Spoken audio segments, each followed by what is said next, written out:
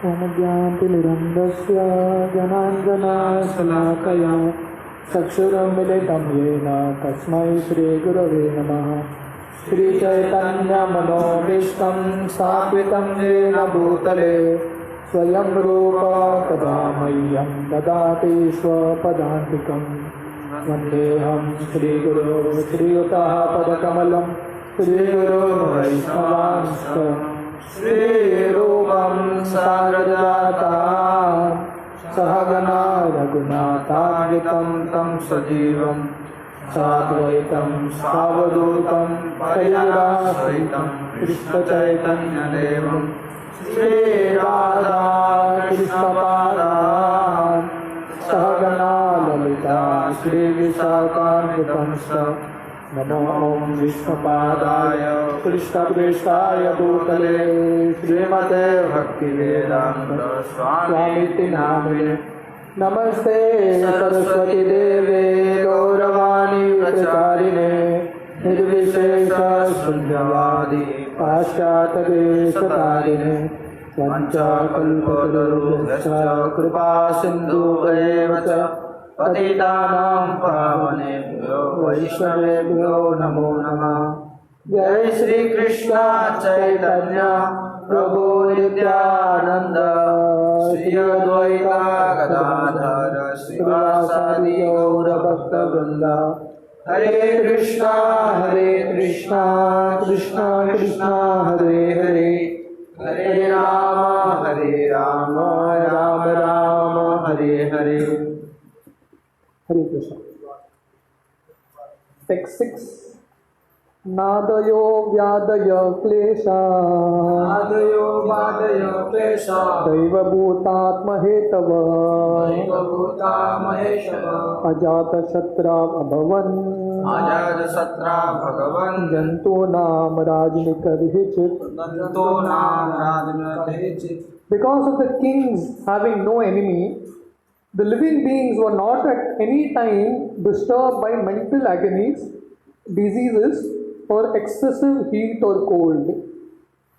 यहाँ पे सुत गोस्वामी युधिष्ठिर महाराज के राज्य का वर्णन कर रहे हैं। तो बोल रहे हैं नादयो व्यादयो क्लेश। तो युधिष्ठिर महाराज के राज्य में किसी भी प्रजा को नादय का मतलब है नो एंजाइटीज, मानसिक रूप से कुछ कष्ट नहीं था। व्यादय नो डिजीजेस, कोई बीमार नहीं पड़ा। क्लेश, क्लेश का मतलब है बहुत ज़्यादा गर्मी या ठंडी, ये सब से किसी को कष्ट नहीं हुआ। दैव भूतात्म हेतवे, तो देव के वजह से जो नेचुरल डिस्टर्बेंस है या बाकी जो जीव हैं उनके वजह से या स्वयं का जो शरीर है और मन है किसी को कष्ट नहीं दिया। तो ये युधिष्ठिर महाराज का राज्य था। Purport: to be non violent to human beings and to be a killer और enemy of poor animals is Satan's philosophy. तो प्रभुपाद पिछले जो श्लोक का वो परपोर्ट है वही पॉइंट को कंटिन्यू कर रहे हैं। तो प्रभुपाद बोल रहे हैं अगर हम सिर्फ मनुष्य के लिए अहिंसा पालन करते हैं और बाकी प्राणी के लिए हिंसा करते हैं, इट इज सेटन्स फिलॉसफी, मतलब असुर का फिलॉसफी है ये। In this age there is enmity toward poor animals and therefore the poor creatures are always anxious. तो यहाँ पे वर्णन आता है नादय, आदय का मतलब है किसी को मेंटल एंजाइटी नहीं था। तो युधिष्ठिर महाराज के राज्य में जो मनुष्य हैं उनको भी मेंटल एंजाइटी नहीं था और जो पशु हैं उनको भी एंजाइटी नहीं था। There the reaction of the poor animals is being forced on human society and therefore there is always the strain of cold और hot war between men, individually, collectively और नेशनली। तो प्रभुपाद बोल रहे हैं युद्ध का कारण क्या है? जो भी कष्ट होता है उसका कारण है क्योंकि हम जो जानवर हैं उनकी हत्या करते हैं, उनको कष्ट देते हैं, तो उसका रिएक्शन हमको मिलता है और मनुष्य की ज़िंदगी में बहुत सारा कष्ट आता है। At the time of Maharaj Yudhishthira there were no different nations, although they were different subordinate states. तो युधिष्ठिर महाराज के समय एक ही देश था, तो भारत भूमि, और उसमें अलग अलग स्टेट्स थे। अमेरिका एक स्टेट था, ऑस्ट्रेलिया एक स्टेट था, यूरोप एक स्टेट था, और राजा युधिष्ठिर महाराज थे। The whole world was united and the supreme head, being a trained king like Yudhishthira, kept all the inhabitants free from anxiety, diseases, excessive heat and cold. क्योंकि युधिष्ठिर महाराज जो पूरे धरती का राज्य कर रहे थे, उनका ट्रेनिंग हुआ था। उन्होंने भीष्मदेव से, जो महान भक्त हैं, और कृष्ण से ट्रेनिंग लिया था। इसके वजह से उनके राज्य में, पूरे धरती में इधर भी कष्ट नहीं था, बीमारी नहीं था, पीड़ा नहीं था। They were not only economically well to do, but also physically fit and undisturbed by natural power, by enmity from other living beings, and by disturbance of bodily and mental agonies. तो उस समय सब लोग आर्थिक रूप से भी अच्छे थे, सबके पास काफ़ी धन था, शारीरिक रूप से भी अच्छे थे, और जो दैव है, सुपर नेचुरल पावर, वो भी उनको तंग नहीं करता था। आजकल आप देखेंगे तो कितने सारे साइक्लोन्स आ रहे हैं, सुनामीज आते हैं, क्या क्या नहीं होता है। उस समय ऐसा कुछ नहीं था, और जो जीव हैं एक दूसरे से प्रेम से रहते थे। There is a proverb in Bengali that a bad king spoils the kingdom and a bad housewife spoils the family. Proverb बोल रहे हैं, बंगाली में एक प्रॉवर्ब है, एक कहावत है कि जो बुरा राजा है पूरे राज्य को खराब करता है, और जो बुरी पत्नी है पूरे परिवार को खराब करती है।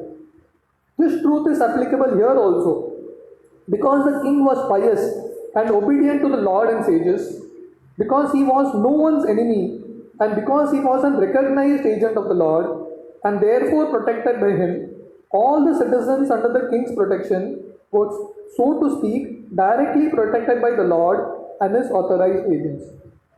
तो युधिष्ठिर के राज्य में इतना खुशहाली क्यों था? प्रॉपर लिख रहे हैं, पहला क्योंकि युधिष्ठिर पायस थे, वो पाप नहीं करते थे। दूसरा, ओबीडियंट टू द लॉर्ड, भगवान का जो उपदेश है उसका पालन करते थे। ओबीडियंट टू द सेजेस, जो संत हैं उनका मार्गदर्शन लेते थे। Because he was no one's enemy, यहाँ पे वर्णन आता है अजात शत्रु, तो युधिष्ठिर महाराज के कोई शत्रु नहीं था। And because he was a recognised agent of the Lord, और क्योंकि वो राज्य कर रहे थे भगवान का प्रतिनिधि के रूप में, तो इसलिए भगवान उनकी रक्षा कर रहे थे, और क्योंकि भगवान की रक्षा थी, पूरे राज्य का भी भगवान रक्षा कर रहे थे। Unless one is pious and recognised by the Lord, he can not make others happy who are under his care. तो इसलिए जब तक कोई पुण्यवान नहीं रहता, और जब तक वो भगवान का भक्त नहीं रहता, उसके आश्रय में जो लोग हैं उनको वो खुश रख नहीं सकता। There is full cooperation between man and God and man and nature, and this conscious cooperation between man and God and man and nature, as exemplified by King Yudhishthir, can bring about happiness, peace and prosperity in the world.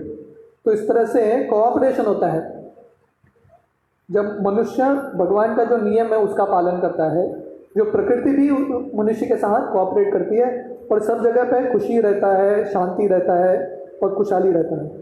The attitude of exploiting one another, the custom of the day, will only bring misery. तो अभी का rule क्या है कि भौतिक दुनिया में हर कोई एक्सप्लॉइट करना चाहता है, मैं कैसे मैक्सिमम अपना भोग करूं, हर कोई देश वही सोच रहा है। तो उसके वजह से पूरे देश में कष्ट है, इतना सारा कष्ट है दुनिया में। टेक 7, उषित्वा हस्तिनापुरे मासान् कटिपयान् हरि श्रुतां च विशोकाय श्वश्रुश्च प्रियकाम्यया। Shri Hari, Lord Shri Krishna, resided at Hastinapur for a few months to pacify his relatives and please his own sister Subhadra.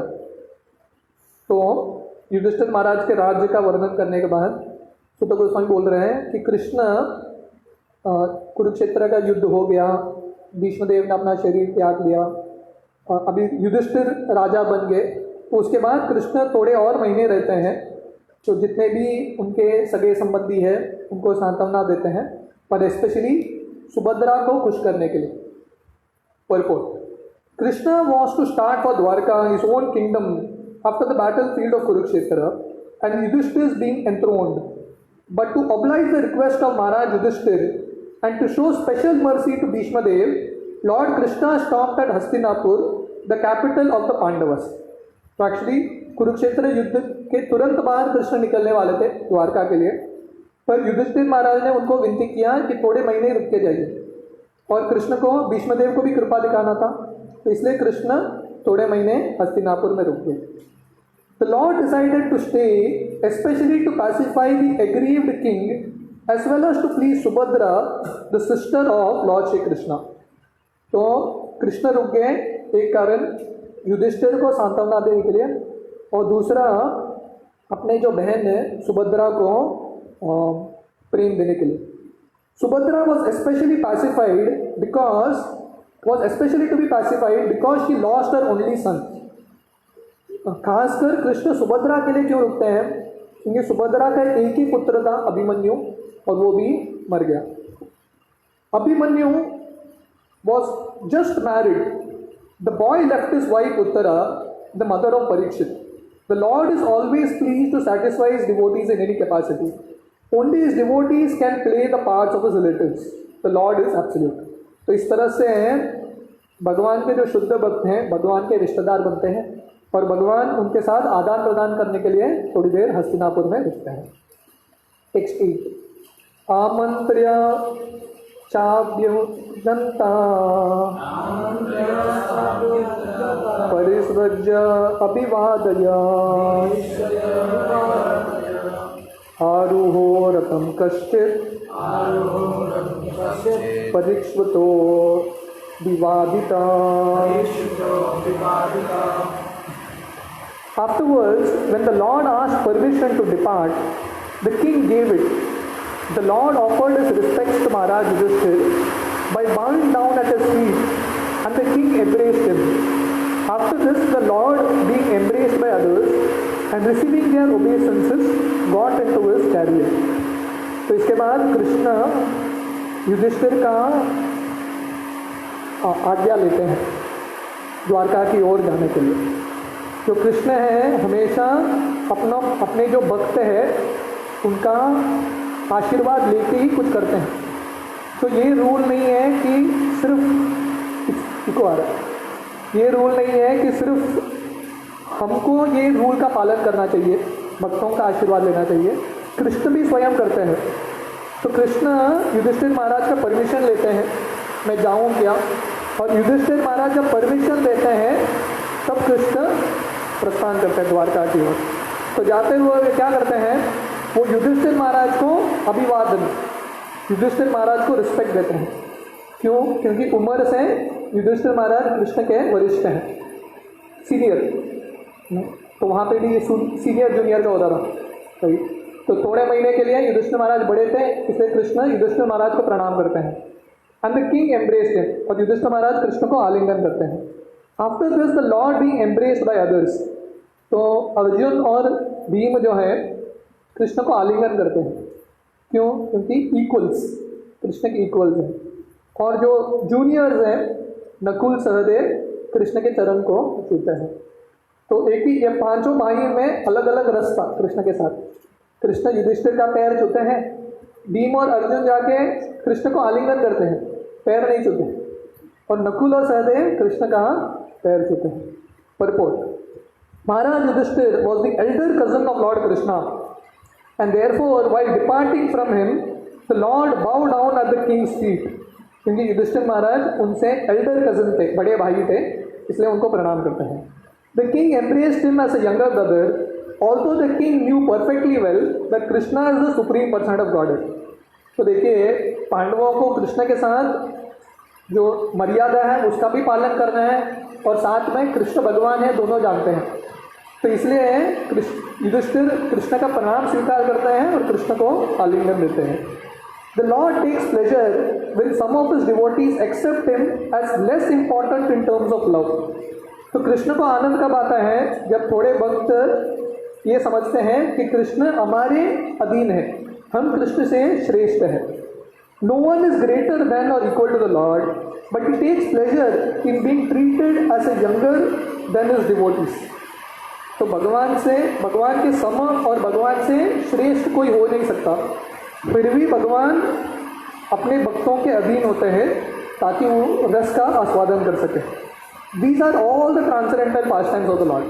ये सब भगवान की अद्भुत लीला है. The impersonalist cannot enter into the supernatural roles played by the devotee of the Lord. तो एक ही श्लोक में, एक छोटे से इंसिडेंट में भगवान कितना रस का आस्वादन कर रहे हैं. जो मायावादी हैं ये सब रस समझ नहीं पाएंगे. Thereafter, Bhima and Arjuna embraced the Lord because they were of the same age. और भीमा और अर्जुन कृष्ण को आलिंगन करते हैं. But Nakula and Sahadev bowed down before the Lord because they were younger than him. और नकुल और सहदेव कृष्ण को प्रणाम करते हैं. Texts 9 and 10. सुभद्रा द्रौपदी कुंती विराट तनया तथा गंधारी धातराष्ट्रश्च युत्सुर्गौतमो यमो सोदरश्च दौम्यश्च श्रियो मत्स्य सुतादय न सेहिरे नुमोयन्तो विरहं श्रांगदन्वः. At that time, Subhadra, Draupadi, Kunti, Uttara, Gandhari, Dhritarashtra, Yuyutsu, Kripacharya, Nakul, Sahadev, Bhimasen, Dhaumya and Satyavati all nearly fainted because it was impossible for them to bear separation from the Lord. तो जब कृष्ण निकल रहे थे तो सुभद्रा, द्रौपदी, कुंती, उत्तरा, गांधारी, धृतराष्ट्र ये सब लोग बेहोश होके गिर गए क्योंकि कृष्ण के साथ विरह महसूस कर रहे हैं. Purport. Lord Shri Krishna is so attractive for the living beings, especially for the devotees, that it is impossible for them to tolerate separation. तो कृष्ण जीवों के लिए इतने आकर्षक है, खासकर अपने शुद्ध भक्तों के लिए. तो इसे जब कृष्ण के साथ विरह होता है, शुद्ध भक्त उसको सहन नहीं कर पाते. The conditioned soul under the spell of illusory energy forgets the Lord, otherwise he cannot. Actually जो जीव है कृष्ण को कभी भूल नहीं सकता, पर अभी माया के अधीन आके हम कृष्ण को भूल गए हैं. The feeling of such separation cannot be described, but it can simply be imagined by devotees only. तो ये जो विरह हो रहा था हम एक्सप्लेन नहीं कर सकते इसको. प्रभुपाद बोल रहे हैं इसको शब्दों में इसका वर्णन नहीं कर सकते क्योंकि हमारा ये स्तर नहीं है. कृष्ण के विरह में क्या उनको अनुभव होता है हमको पता नहीं. तो प्रभुपाद बोल रहे हैं जो भक्त हैं उसको इमेजिन कर सकते हैं. After the separation from Vrindavan and the innocent rural cowherd boys, girls, ladies and others, they all felt shock throughout their lives, and the separation of Radharani, the most beloved cowherd girl, is beyond expression. जब कृष्ण वृंदावन से मथुरा की ओर जाते हैं, अक्रूर आते हैं, तो कृष्ण गोपियों को बोलते हैं मैं तुरंत आ जाऊंगा, कब उसको मार के मैं तुरंत आ जाऊंगा. पर कृष्ण आते ही नहीं वापस. तो इतना विरह होता है. तो उद्धव जाते हैं, कृष्ण एक बार उद्धव को भेजते हैं द्वारका से कि आप जाके थोड़ा गोपियों को सांत्वना दे दो, थोड़ा फिलॉसफी बता के आओ.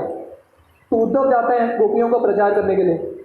पर उद्धव जब देखते हैं गोपियों का इतना विरह है, उद्धव अपना सब फिलॉसफी भूल जाते हैं, कुछ काम नहीं आता क्योंकि इतना विरह में थे गोपियाँ. तो पूरा जो वृंदावन है खाली बन गया. No festivals in Vrindavan. वैसे ही अब चैतन्य चरितामृत में पढ़ेंगे तो नित्यानंदों की कहानी आती है. नित्यानंदों का जन्म एक चक्र गांव में हुआ था और नित्यानंद ऐसे एक सन्यासी, जैसे कृष्ण आके अक्रूर आके कृष्ण को लेके जाते हैं, एक सन्यासी आके नित्यानंदों को लेके जाते हैं एक चक्र गांव से. तो उसके बाद वर्णन आता है, उसके बाद एक चक्र गांव सुनसान बन गया, like a ghost town. Everyone became dead क्योंकि इतना विरह हो रहा था भगवान से. तो प्रभुपाद बोल रहे हैं जो गोपियों का विरह है, स्पेशली राधा रानी का जो विरह है, शब्दों में उसका वर्णन नहीं हो सकता. Is beyond expression. once they met at Kurukshetra during a solar eclipse, and the feeling which was expressed by them is heart rendering. तो एक बार गोपियाँ कृष्ण को कुरुक्षेत्र भूमि में मिलते हैं, ये युद्ध के पहले, सोलर इक्लिप्स, ग्रहण का समय था, और उस समय जो भावनाएं आ रही थी गोपियों का कृष्ण के प्रति, प्रॉपर बोले हार्ट रेंडरिंग, हमारे हृदय को चर्न करता है. There is of course a difference in the qualities of the transcendental devotees of the Lord, but none of them have ever contacted the Lord by direct communion और otherwise can leave him for a moment. तो अलग अलग भक्तों में अलग अलग रस का आस्वादन होता है, पर प्रभुपाद बोल रहे हैं जो भी भगवान के संपर्क में आया है उसको भगवान के साथ विरह महसूस नहीं होता. ही can not leave him even for a moment. That is the attitude of a pure devotee. ये शुद्ध भक्त का लक्षण है. गोपियाँ जो है ब्रह्मा जी को कर्स करती है, ब्रह्मा जी को श्राप देती है कि आपने हमारे आंखों में आईलिड क्यों दिया, क्योंकि उसके वजह से हम कृष्ण को देख नहीं पाते. तो ये गोपियों का विरह था. तो वैसे ही जब कृष्ण हस्तिनापुर से जा रहे थे इतना विरह में थे कि जितने भी यहाँ पे वर्णन आ रहा है, सुभद्रा, द्रौपदी, कुंती, उत्तरा, गांधारी, धृतराष्ट्र, वो सब लोग बेहोश हो गए. टेक्स्ट 11-12. सत्संगान मुक्त दुष्संगो हातुं नोचते बुधा प्रीत्यमानं यशो यस्य सकृत् आकर्ण्य रोचनम् तस्मिन्यस्तदीय पार्था सहेरं विरहं कथं दर्शन स्पर्श संप्लाप्त शयनासन भोजने. The intelligent who have understood the Supreme Lord in association with pure devotees have become free from bad materialistic association, can never avoid hearing the glories of the Lord even though they have heard them only once. How then could the Pandavas tolerate a separation, for they have been intimately associated with him in person, seeing him face to face, touching him, conversing with him, and sleeping, sitting and dining with him. तो सुतो गोस्वामी बोल रहे हैं सत्संगान मुक्त दुस्संगो. जो बुद्धिमान हैं जिनको भगवान संग हुआ है और उसके वजह से जो असत्संग है, भौतिक लोगों का संग है, उससे मुक्त हो गया है. और उसने ऐसे व्यक्ति ने अगर कृष्ण कथा सुना है, एक भी बार कृष्ण कथा सुना है, तो उसको कृष्ण के साथ आसक्ति हो जाता है. ये कृष्ण के बारे में सुनने का फल है. तो सुतो गोस्वामी बोल रहे हैं तब आप सोचिए पांडवों का विरह कितना हुआ होगा. तो उन्होंने कृष्ण के बारे में सिर्फ सुना नहीं, कृष्ण को साक्षात देखा, कृष्ण को छुआ, कृष्ण के साथ बातचीत किया, कृष्ण ने उनके साथ डाइनिंग, कृष्ण उनके साथ बैठ के खाते थे, गप्पे मारते थे, कृष्ण अर्जुन के साथ सोते थे एक ही बेड पे. तो इतना घनिष्ठ संबंध था पांडवों का कृष्ण के साथ. तो उनका विरह कितना हुआ होगा. Purport. The living beings constitutional position is one of serving a superior. तो जीव का स्वभाव क्या है, किसी न किसी को उसको सेवा करना है, किसी श्रेष्ठ व्यक्ति को. He is obliged to serve by force the dictates of the illusory material energy in different phases of sense gratification. तो अगर हम कृष्ण की सेवा नहीं करते हैं तो हम माया की सेवा करते रहेंगे, हमारी इंद्रियों की सेवा. And in serving the senses he is never tired. तो जितना हम इंद्रियों का सेवा करते हैं, इंद्रियां और सेवा मांगते हैं, तो वो भी थकते नहीं है, हम भी थकते नहीं है, ये चलता रहता है, संतुष्ट कोई होता नहीं है. Even though he may be tired, the illusory energy perpetually forces him to do so without being satisfied. तो माया ऐसा स्वामी है, हम जितना भी सेवा करेंगे माया क्या करती है, और सेवा मांगती रहती है, कभी संतुष्ट नहीं होगी. There is no end to such sense gratificatory business. and the conditioned soul becomes entangled in such servitude without hope of release. तो जितना हम माया का सेवा करते हैं उतना बनते जाते हैं और कभी एंड नहीं होता, आगे चलता जाता है। और इस तरह से फॉल्स होप, हमारा सिर्फ आशा रहता है कि हम माया संतुष्ट हो जाएगी, पर कभी संतुष्ट नहीं होते। No one becomes satisfied. तो ये भौतिक दुनिया के लोगों का आप जितना सेवा करो कोई संतुष्ट नहीं होगा, no one will be satisfied, है कि नहीं? जो राजा है या नेता है जितना भी सेवा करे प्रजा का, कोई ना कोई गाली मारेगा उसको, राइट? जो पति है परिवार का जितना भी सेवा करे कुछ ना कुछ कमी रहेगा ही, समझे और याद है। इसलिए ये भौतिक दुनिया में संतुष्ट करना बहुत मुश्किल है। कृष्ण को संतुष्ट करना आसान है, तो भौतिक दुनिया माया और हमारी इंद्रियों को संतुष्ट करना बहुत मुश्किल है। By such association, one is gradually promoted to his transcendental. The release is only effected by association with pure devotees. तो ये जो साइकिल है, हम माया का सेवा करते रहते हैं जन्म जन्मांतर से, उससे मुक्त होने के लिए हमको शुद्ध भक्तों का संग करना पड़ेगा। By such association, one is gradually promoted to his transcendental consciousness. तो ऐसा भक्तों का संग करने से धीरे धीरे हमारा जो ओरिजिनल चेतना है वो वापस आता है। Thus he can know that his eternal position is to render service unto the Lord and not to the perverted senses in the capacity of lust, anger, desire to lord it over, etc. तो जब हम भक्तों का संग करते हैं तब हमको धीरे धीरे समझ में आता है कि हमको शाश्वत रूप से भगवान का सेवा करना चाहिए। पर अगर हम हमारी इंद्रियों का सेवा करते रहेंगे, काम का, क्रोध का, हमारी इच्छाओं का, वो कभी पूरा नहीं होगा।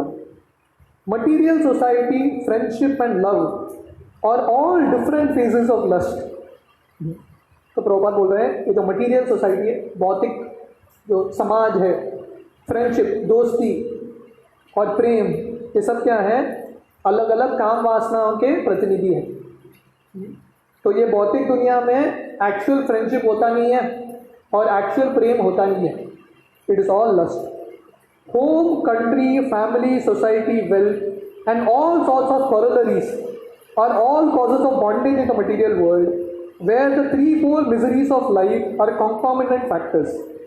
तो ये भौतिक रूप में जो घर है, राष्ट्र है, परिवार है, समाज है, धन है, ये सब क्या है? बंधन का कारण है। आदमी फंसता रहता है इसमें। तो ये भौतिक दुनिया हमको कैसा फंसाती है हमको समझ में नहीं आता। हाँ, हम परिवार चाहते हैं, परिवार के बाद समाज चाहते हैं, तो सब लोगों को खुश करने के लिए व्यक्ति प्रयास करता है, जिंदगी भर प्रयास करता रहता है, पर अंत तक कोई खुश नहीं होता, अंत तक कोई ना कोई कंप्लेन करता रहता है। By associating with pure devotees and hearing from them submissively, attachment for material enjoyment becomes slackened and attraction for hearing about the transcendental activities of the Lord becomes prominent. तो जब हम धीरे धीरे भक्तों का संग करते रहते हैं तो हमारा जो भौतिक दुनिया के प्रति जो आसक्ति है वो लूज बन जाता है, वो अटैचमेंट छूटता है धीरे धीरे, और कृष्ण के प्रति जो आसक्ति है, अटैचमेंट है, वो धीरे धीरे बढ़ता है। Once they will go progressively without stoppage. तो इस तरह से हम भक्तों का संग करेंगे और भक्तों के संग को नहीं छोड़ेंगे तो धीरे धीरे हमारा प्रगति होगा। Like fire in a gun powder, जैसे प्रभुपाद उदाहरण दे रहे हैं, आप गन पाउडर में, गन का जो पाउडर है उसमें आग डालेंगे तो ऐसा फैलता जाता है, जैसे क्रैकर होता है दिवाली में बजाते हैं तो लंबा एक लाइन होता है, तो शुरू करो ऐसा बढ़ते बढ़ते जाता है। तो वैसे ही हम भक्तों के संग में रहेंगे तो धीरे धीरे हमारा जो भौतिक आसक्ति है वो मिटता जाएगा। It is said that Hari, the person of Godhead, is so transcendentally attractive that even those who are self satisfied by self realisation and are factually liberated from all material bondage also become devotees of the Lord. तो हमने देखा भागवतम में वर्णन आता है कि कृष्ण इतने आकर्षक हैं, जो आत्मा राम है, जो पूरे तरह से मुक्त हो गए हैं और ब्रह्मभूत के स्तर पे हैं, ऐसे व्यक्ति भी कृष्ण का रूप देख के आकर्षित हो जाते हैं। Under the circumstance, it is easily understood what must have been the position of the Pandavas who were constant companions of the Lord. तो ये समझ के हमको समझ में आएगा कि कृष्ण के बारे में सुनने से कृष्ण के प्रति आसक्ति होता है, कृष्ण के प्रति प्रेम होता है। तो पांडवों का क्या स्तर रहा होगा, जो हमेशा कृष्ण के साथ उठते बैठते थे, जब कृष्ण उनकी दुनिया से जा रहे हैं कितना विरह महसूस किया होगा पांडवों ने। They could not even think of separation from Lord Shri Krishna since the attraction was more intense for them because of the continuous personal contact. तो कृष्ण के विरह के बारे में वो सोच भी नहीं सकते थे। His remembrance by his form, quality, name, fame, pastimes, etc.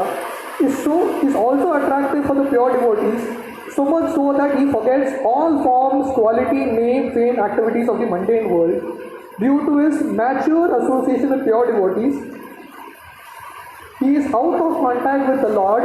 He is not out of contact with the Lord for a moment.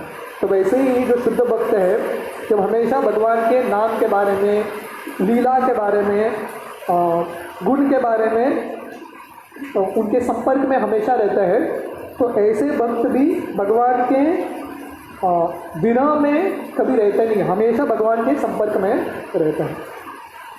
तो हम टेक्स्ट 13 से शाम के सेशन में